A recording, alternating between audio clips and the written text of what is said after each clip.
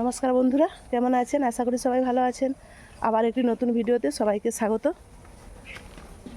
এখন সকাল 8টা বাজে, ব্লগটা এখান থেকে শুরু করলাম। দিদিমণি আর আমি মিলে যাচ্ছি এঁচড় কাটতে গাছের। আজ বৃহস্পতিবার, ও সকালে হাট গেছে। আজ আবার পূর্ণিমা, পুজোর বাজার করবে আর একটু চিংড়ি মাছ নিয়ে আসতে বলেছি। এঁচড় চিংড়ি খাবো। গাছে এঁচড় হয়েছে দেখুন, আমাদের ঘরে এই গাছটাতে।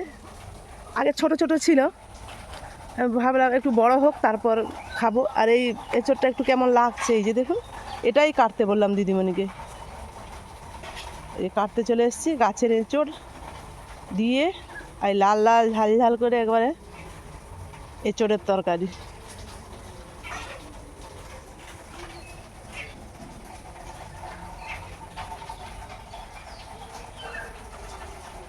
কচি এঁচড়,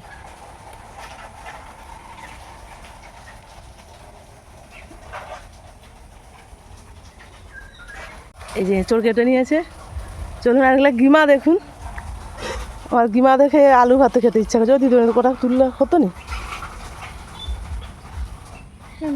হ্যাঁ, দুটো তুলবো। তেঁতোটা খেতে ভালো লাগে। তুমি তো আজ খাবেই নি, পূর্ণিমা। আজ দিদিমণি ভাত খাবে না। ফুলমণি যে ধানগুলো শুকাতে বাকি আছে ওগুলো এসছে। আমি ফুলমণি খাবো দুজনে।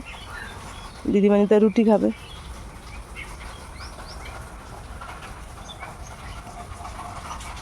আমি কিছু গিমা তুলে নিই, সে বাড়িতে গেলে ভালো হতো। আর এখানে দেখুন, এটা পড়ে টমেটো গাছ হয়েছে। কি সুন্দর টমেটো ধরেছে। দিদিমণি টমেটোগুলো কি তুলে নেবো? না, পাকেনি। এই যে একটা, 3টা হয়েছে। কাঁচা খেতেও ভালো লাগে না। লঙ্কা গাছে আর কি বলবো, লঙ্কা গাছে কালকে কি সুন্দর সিঁদুরের মতো হয়ে গেছে, লাল হয়ে গেছে লঙ্কাগুলো। তুলতে যেয়ে দেখি সবগুলাই কিসে খেয়ে নিয়েছে। প্রত্যেকটা লঙ্কা এরকম খাওয়া। এই যে দেখুন, কি বলবো বন্ধুরা, দেখুন কিসে খেয়ে নিয়েছে জানি না, সবগুলো এরকম করে খেয়েছে। এই যে এগুলো খাওয়াও যাবে না, গাছ থেকে তুলে ফেলে দে। অনেক গোলালো। ও সে বীজ ফেলাবো দিদিমণি? হ্যাঁ, তো বীজ করলে হবে। এই যে প্রত্যেক কটি এরকম 10টা মতো লঙ্কা, 8-10টা লঙ্কা আছে, সবগুলো এরকম।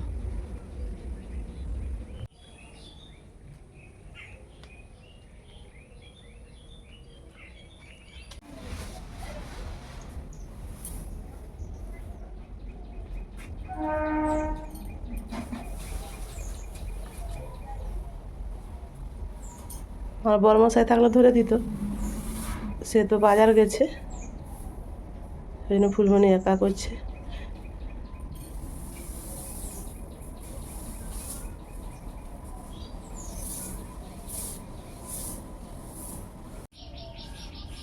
সরষের তেল মাখিয়ে নিচ্ছি।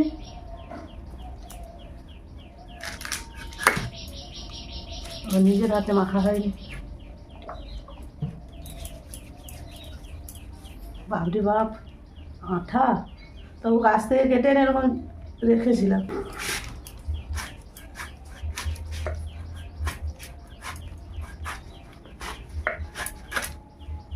কি সুন্দর কাঁঠাল, মানে এঁচড় গাছের তো টাটকা।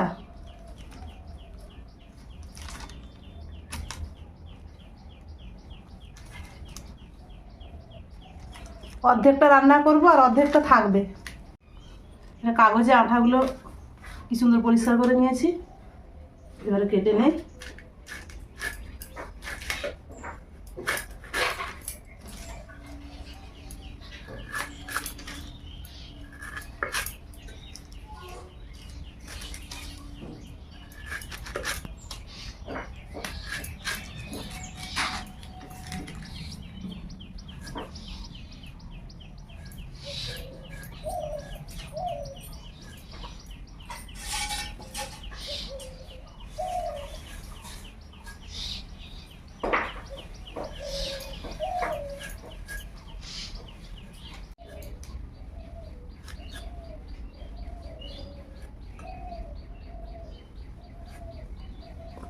পিসগুলো একটু বড় বড় করে কেটেছি।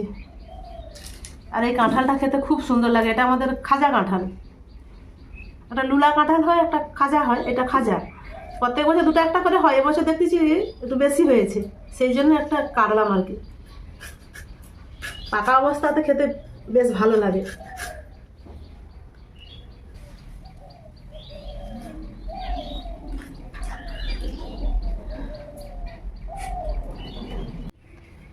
এঁচোড়টা কাটার পর একটু হলুদ গুঁড়ো দিয়েছি জলে, কষটা বেরিয়ে যাবে। আর এদিকে আমি যে আদা রসুনগুলো ছাড়িয়ে নেব। তারপর বাজার থেকে যে 100 চিংড়ি নিয়ে এসছে, চিংড়িটা বেছে নেব।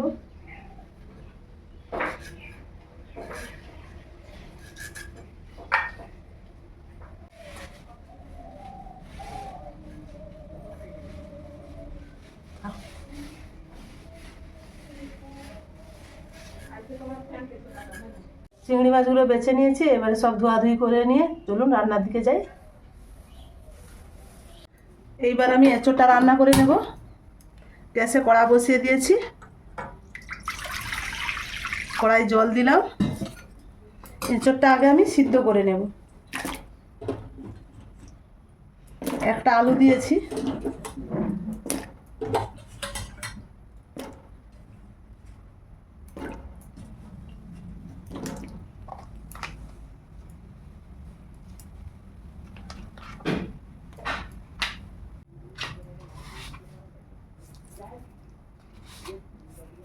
লবণ দিয়ে দিলাম, আর একটু জল দেব।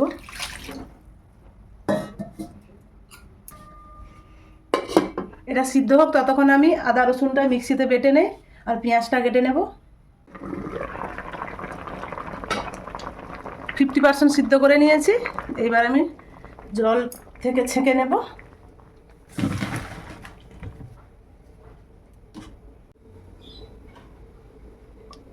এইবার আমি এঁচোড়টা ভালো করে ভেজে নেব।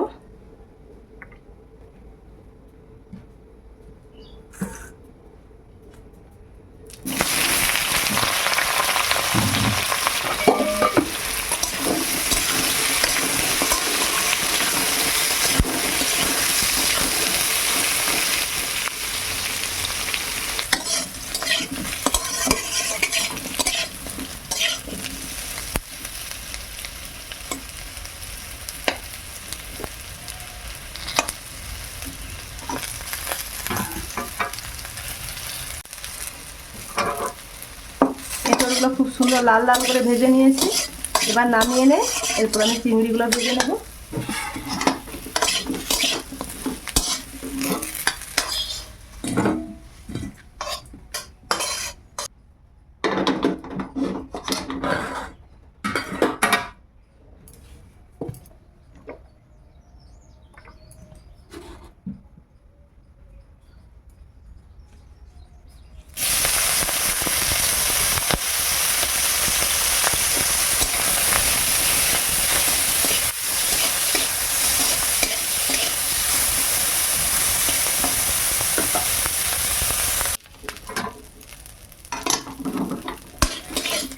চিংড়ি মাছগুলো ভাজা হয়ে গেছে, তুলে নে।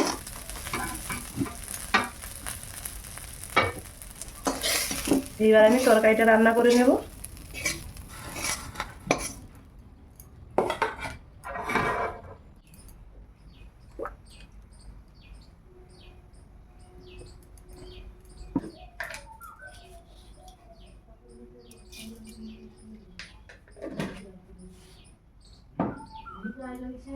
চিনিটা উঠতে শুরু করেছে। এখন আমি তেজপাতা, একটা লঙ্কা, ছোটো এলাচ, লং, দারুচিনি আর দুটো গোলমরিচ দিয়েছি।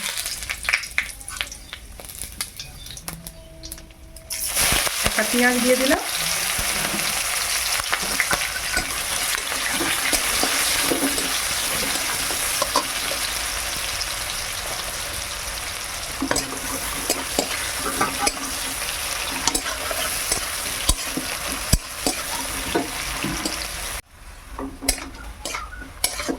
পেঁয়াজটা লাল লাল হয়ে ভাজা হয়ে গেছে।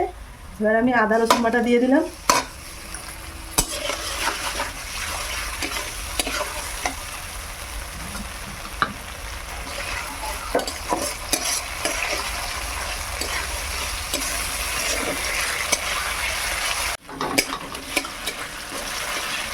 আদা রসুনটা ভালোভাবে ভাজা হয়ে গেছে। আমি এবার জিরে গুঁড়ো, ধনে গুঁড়ো, হলুদ গুঁড়ো, লঙ্কা গুঁড়ো দিয়ে দিলাম।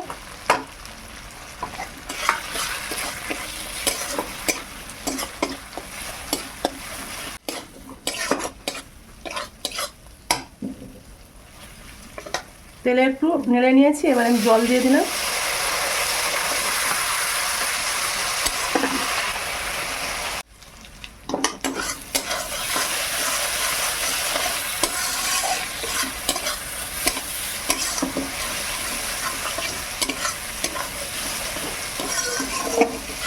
মশলাটা খুব ভালোভাবে ভাজা হয়ে গেছে, দেখুন মশলা থেকে তেল ছেড়ে গেছে। এইবার আমি এঁচোড়টা দিয়ে দেবো। এঁচোড় আর চিংড়ি একসঙ্গে ভেজে রেখেছিলাম।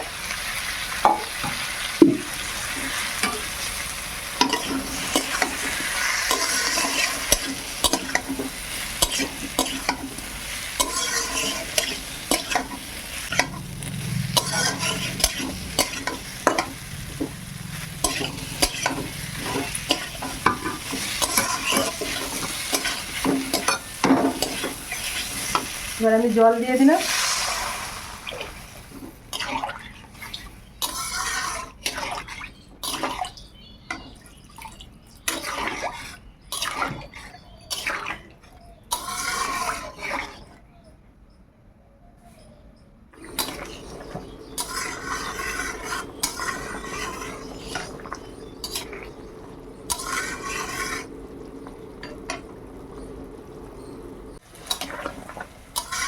আমার এঁচোড় চিংড়ি রান্না হয়ে গেছে। এইবার আমি গ্যাসটা নিভিয়ে দিলাম। আমি একটু ঝোল ঝোল রেখেছি, এই ঝোলটা মাখিয়ে খেতে দারুণ লাগে। এবারে নামিয়ে নেই, চলুন।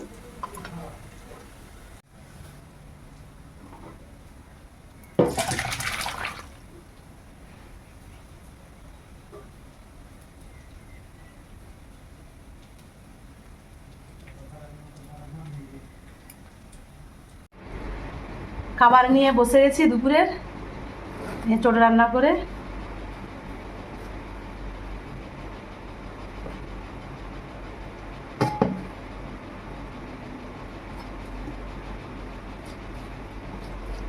এঁচোড়টা কত সুন্দর সিদ্ধ হয়েছে দেখুন।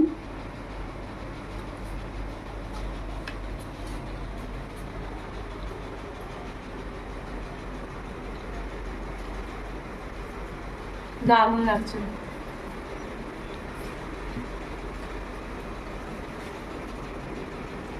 গাছ থেকে পাড়া টাটকা জিনিস, ভালো তো লাগবেই।